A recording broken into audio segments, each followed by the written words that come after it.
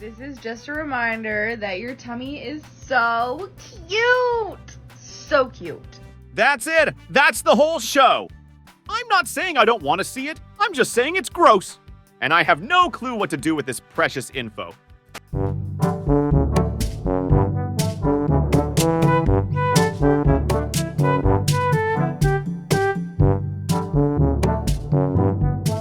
We were armed with only $5, a rubber band, and a lighter, but we were ready to unleash our evil plan to destroy the oppressive beauty standards of society. I'm not sure what it's all about, but you are welcome, America. People will go on a weight loss journey and then say, oh my god, I feel so much better after losing weight. I just have more energy waking up in the morning. My body just moves better. I just feel more myself. Like, come on, guys. Whole time, they are exercising, eating more fruits and veggies, and 3, sticking to a routine. But somehow, that always gets pushed to the side as if that is an inconsequential part of why they feel better, as if it has no part whatsoever in how they felt better. It was not the fact that they increased the diversity of their diet. It was not the fact that they started moving their body more. It was the weight. It was the weight. And so many people will start these resolutions where they're moving their body more, they're diversifying their diet, and they will think, wow, I feel so much better, get on a scale, see that they have not lost weight or gained weight, and immediately think, wow, I'm so unhealthy, I'm so bad, man, this is terrible. Because it's not about health.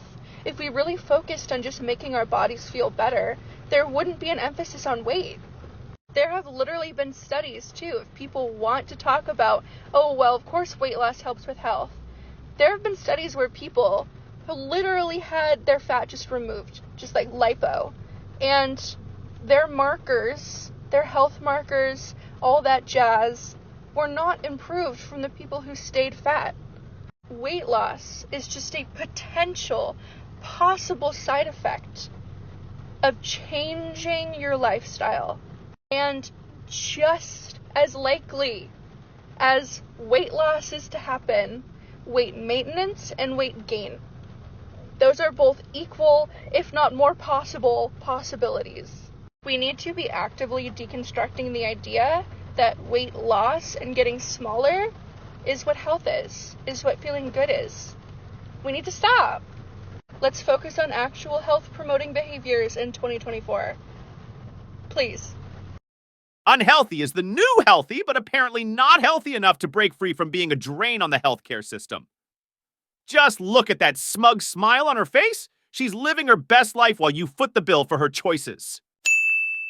This summer comes a thickness like you've never seen before. Her thighs are thunder, cellulite magnificently running down the back. The booty's always double-cheeked up on a Thursday. Breasts so exquisite, face exotic. Wishy, bad bitch, the movie. Rated S for sensational. Sometimes it's so cringeworthy that I have to have my face surgically removed from my palms. But I'm even more grossed out by my own dancing on TikTok, of course. Just kidding. I do it on Instagram. Whenever people argue that fat phobia isn't really a thing or shouldn't be a thing, one of the main reasons they usually cite is that it's not on par with other forms of oppression, like racism or homophobia, for one reason and one reason only, that they believe fat people are in complete control of their weight and therefore are choosing to be fat, and so you cannot be oppressed for making a choice. I think the Puritans who came to America to escape religious persecution might have a different opinion on that. But anyway, the idea that a qualifier for claiming oppression or that you're having bigotry targeted at you or that you get to say something is your group phobic is dependent on whether or not it is a choice is absolutely absurd. Because you do not know everyone's story. You want to say that you do, but you don't know. And here, a lot of people will say that, oh, it's okay if a person's fat because they have a medical condition or they're taking a medication that makes them gain weight. That's okay. But those other bad fat people, those are not okay. And so it's not fat phobia, because most people are fat because of their own actions that are completely 100% in their control. I am not even going to tell you about all the reasons why it's actually not necessarily in people's control as much as you might think, because that is so irrelevant to how we are treating people on its face. How are you going to differentiate when you see a fat person between whether they have a medical condition that made them gain weight, or whether they're on a medication that made them gain weight, or whether they have good healthy habits, or whether they don't? You can't, but you dismiss fat people when you see them based on how they look. And that is fat phobia. You are generalizing a group of people based on how they look. You are ascribing negative characteristics to them based on one characteristic about them, which happens to be a characteristic that is frowned upon by society, that is systemically discriminated against, denied medical care, denied jobs more often, and not protected in 49 states, 48 states, 48 or 49. But most states do not count discrimination based on weight as something that can qualify you for employment discrimination legally, which is because we believe that being fat is 100% in someone's control, and if it's in their control, they should just lose weight instead of, getting treated decently no matter what they look like. You are fat because you have money and can afford to eat tasty food. You are obese. It's the first sign of a food surplus. If it's not a privilege, then what is it?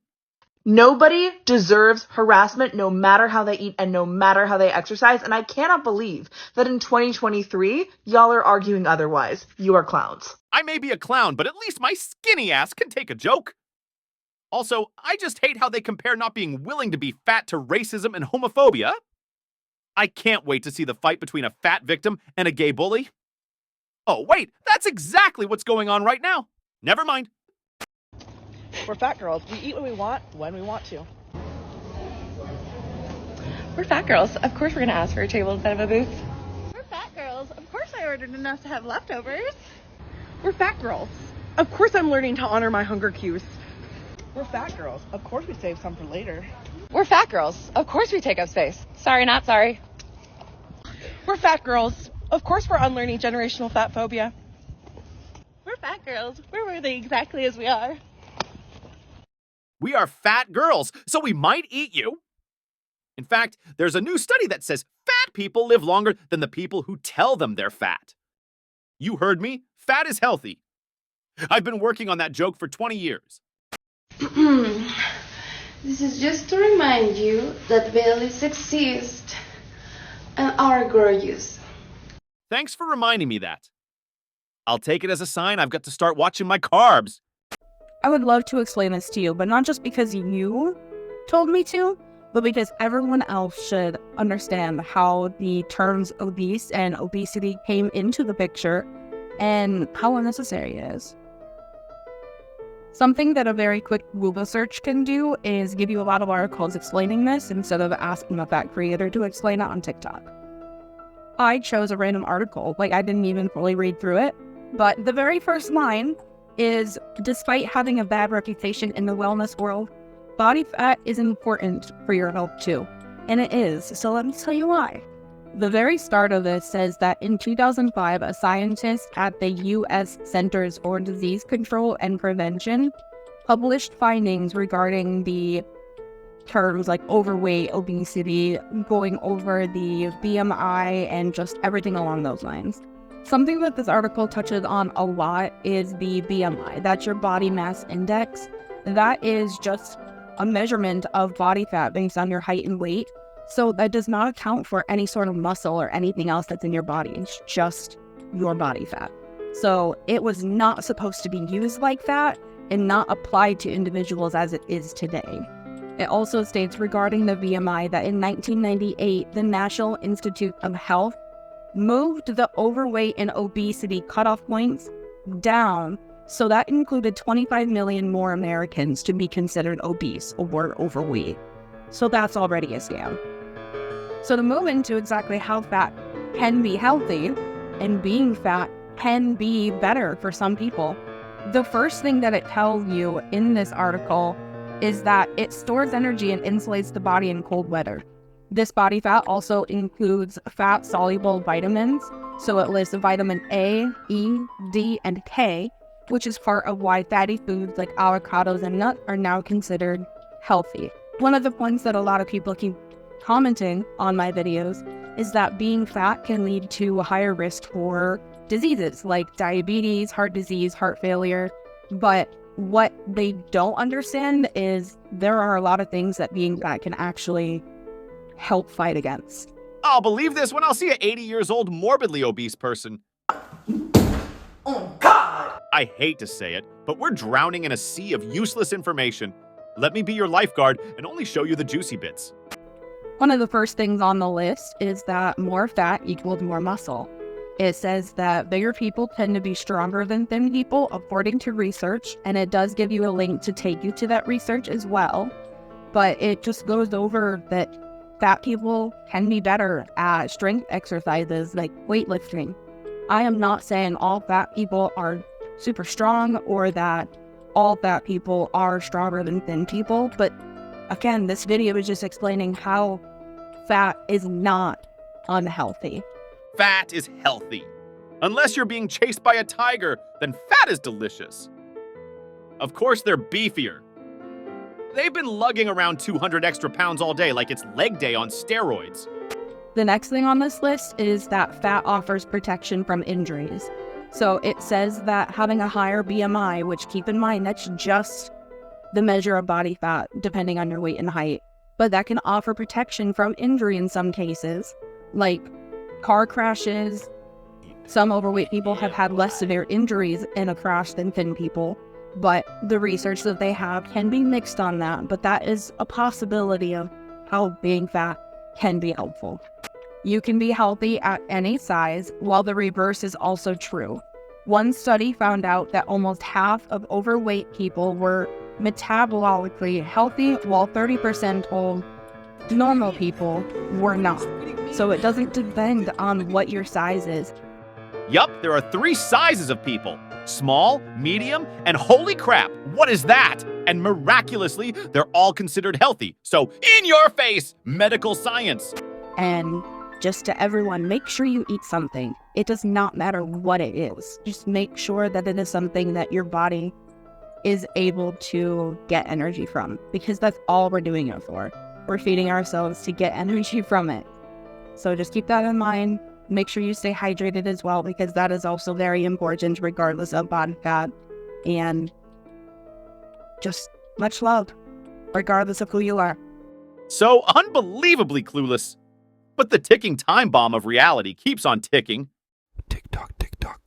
Fat people doing things, ba-da-da-da. Fat people doing things. I film all the shit because there's not enough representation of fat people doing stuff. We're boring and basic just like you, but you gotta be all weird about it. I know, I hate myself for it, but I still laughed. Fat people doing stuff is a rebranded My 600-Pound Life? Or am I just not catching on? Let's face it, all these activities would be a piece of cake if you weren't so darn fat. What do we do when our fat faves lose weight? Let's talk about it. I don't have all the answers, but what I can tell you is I hate watching the same toxic patterns happening over and over online. And I will start with this so thin people don't get mad. And this can be a really tough pill to swallow, but no one owes you their body. And it's never appropriate under any circumstance to share with someone negative thoughts or feelings about how their body looks or has changed. But here's the toxic pattern. Fat persona loses weight. Fat fan expresses some hurt or disappointment. And then thin fans take that as their opportunity to go in and be like, fuck you, body positive police, mind your business. They look amazing. They're just doing this for their health, and just throw in a bunch of other anti-fat, fat-phobic sentiments just for good measure. And then the persona will often encourage this type of discourse. If you are not fat and have never been fat, here's the context that you're missing. Imagine every piece of media that you engage with, every movie, TV show, song, all of it tells you you're bad and wrong. And then you find one little corner of the world that says, you know what? No, you can be loved and successful and funny and talented and adored just as you are. And then that window slams shut and tells you the same things that the rest of the world has told you. It's not about that person. It's about fat people when the world has ostracized them, making an individual their safe space. And maybe diet talk is really normal in your circle and the people you hang out with, but other people have had to do a lot of work to eliminate diet talk and diet culture from their community. Diet and weight loss talk is sensitive for good reason. Like 1 in 4 or 5 people end up with an eating disorder. Most people, I think 90 to 98% of people will gain all the weight back and then some. And that diet cycling can result in worse health outcomes than just staying fat in the first place. Also, if you have an eating disorder and you're fat, trying to get any treatment for that is hell. And when that one safe space is no longer safe, it can activate a lot of pain and trauma. Again, if you are fat and you're feeling that pain, it's not appropriate to share with that person. If you're feeling this way, I really hope you talk to people, a therapist or friends, supportive people in your life to process these feelings because it's valid and it's important. And rather than these intense binaries, I would love to see these conversations held with more nuance and compassion. I can understand why this topic might be triggering for some people, and I hope you get support for that elsewhere, but this is my body and I can't hold that pain for you is valid. If you're a thin ally, this is a great opportunity to fight the assumption that thin equals health, and remember that there's maybe more going on than you can understand. So let me get this straight. You're all about my body, my choice, but you're also the president of the judgment police when it comes to other people's decisions, responses, and TikTok posts. Does that make you a hypocrite? Yes, it does.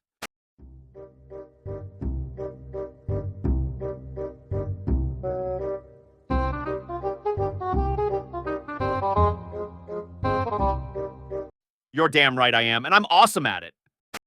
It's funny because when I bring up points like diabetes and other diseases are missed in skinny people because of our anti-fat bias, especially in healthcare, I'm actually kind of throwing the skinny people a bone. I'm like, hey, look, if you can't care for our sake, care for your sake. This affects you too, because it does. It's not just that fat people's cancer gets missed because we're just told to lose weight. It's also that your very real chronic conditions get missed as well because of assumptions that are made about you. And then people just double down on the bias. Do you by any chance know how many lives eating disorders take every year? No? Didn't think so. We lost our logic somewhere between breakfast and lunch, probably because she ate it for a snack and was left with only random thoughts for dinner. I'm sorry, I didn't realize she was a fat victim. Oops, I meant victim of fat.